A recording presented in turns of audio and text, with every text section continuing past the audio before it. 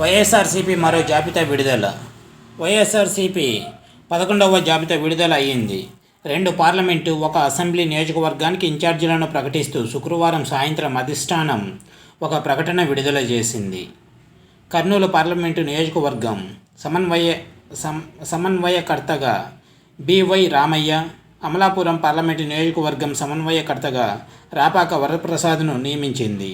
అలాగే రాజోలు అసెంబ్లీ నియోజకవర్గం సమన్వయ కార్యకర్తగా ఇటీవలే పార్టీలో చేరిన మాజీ మంత్రి గొల్లపల్లి సూర్యారావుకు ఇన్ఛార్జి ఇచ్చింది.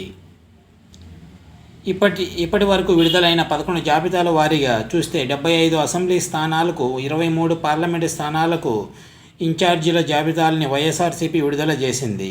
మొత్తం 175కు 175 సీట్లు మనం గెలవాలి. ఆ ప్రయత్నం చేద్దాం.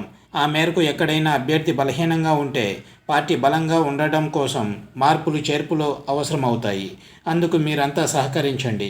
రాబోయే రోజుల్లో తగిన గుర్తింపు ఇస్తాం అని సీఎం వైఎస్ జగన్మోహన్ రెడ్డి మొదటి నుంచి పార్టీ శ్రేణులకు చెబుతూ వస్తున్నారు. ఈ క్రమంలోనే సామాజిక సమీకరణాలు, అభ్యర్థుల గెలుపోటములను బేరీజు